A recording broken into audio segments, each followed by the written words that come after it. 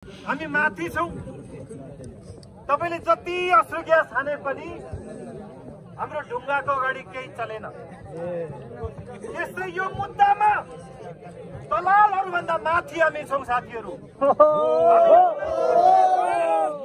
यो लडाई जित्ने लडाई हो, हामी हार्नेवाला छैनौं। शुभारम्भ भइसक्यो। हामी धक्का खान सक्छौं, गोली खान सक्छौं, अश्रु ग्यास खान सक्छौं, तर हार्न सक्दैनौं।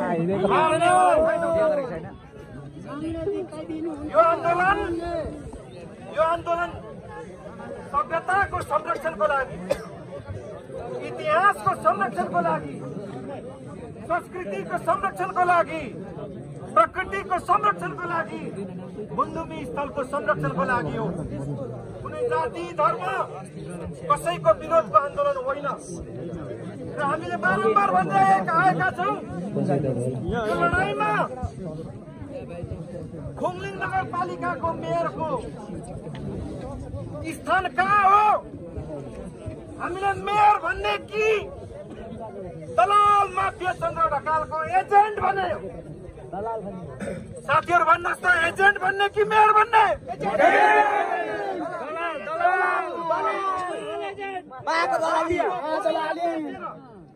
आफ्नो भूमिलाई बेचेर 80 वर्षसम्म एउटा दलाललाई दिएपछि त्यो मेयरको फुरफुर हामीलाई चित्त बुझेको छैन। यो स्टेजबाट हामी प्रष्ट भन्न चाहन्छौं, हामी यस्तै आन्दोलन मेयरको घरमा पुग्न नपरोस्। त्यसैले चुनौतीका साथ भन्न चाहन्छौं, मेयरको अधिकार छ भन्दैमा सिङ्गो याक्थुङ लिम्बुहरूको, सिङ्गो आदिवासीहरूको अस्थायी स्थललाई कौडीको भागमा बेच्न पाइन्छ? त्यसो भएको हुनाले यो लडाई हाम्रो आफ्नो भूमि रक्षाको लडाई हो। र आदरणीय जनसमुदायहरू, हामीले बारम्बार, हामीलाई राम्रो थाहा छ यो मुकुमलुङमा भाकल गरेर आउने हो। भाकल भनेको त्यो गाह्रो छ, कष्टपूर्ण साथ पुग्ने ठाउँ भनेको हो। सजिलो गरी केवल कारमा जाने ठाउँ बनाउने होइन। भाकल गर्ने ठाउँमा सजिलो गरी कहिले पनि पुगिँदैन। त्यसो भएको हुनाले यो भाकल गर्ने र दुःखको साथ, कष्टको साथ पुग्ने ठाउँलाई त्यतिकै स्पोर्ट बनाउन पाइँदैन साथीहरु। त्यसो भएको हुनाले आदरणीय जनसमुदायहरू, हामीले यो लडाई आफ्नो अस्तित्वको रक्षाको लागि गर्दैछौं, पहिचानको रक्षाको लागि गर्दैछौं। त्यसो भएको हुनाले सबैलाई हामी बारम्बार भन्दै आएका छौं, यो लडाईँमा मेयर पनि सचेत हुन हामी आग्रह गर्न चाहन्छौं।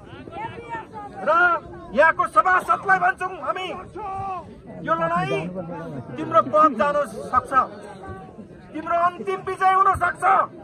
त्यसैले योगेश भट्टराईलाई पनि हामी भन्न चाहन्छौं, तिमीले यो दलाललाई रोक, यो भन्न चाहन्छौं।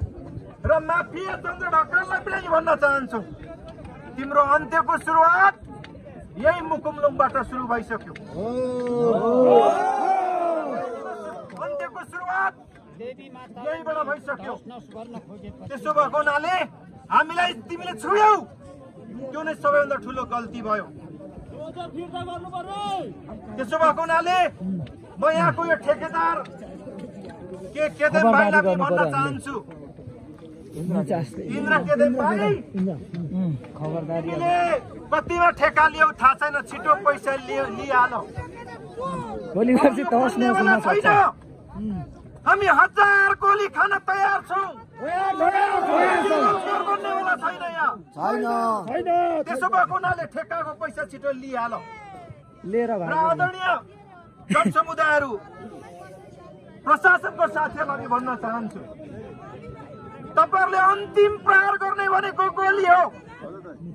गोली हानि नै सक्नुभयो, अब तपाईहरुसँग केही बाँकी छैन। हामी त्यो गोलीलाई त्यो उबाट चढाउनेवाला छैनौं हामी। त्यसैले सबैभन्दा पहिला तपाईको प्रमुखलाई भन्नु पर्यो, काम रोक।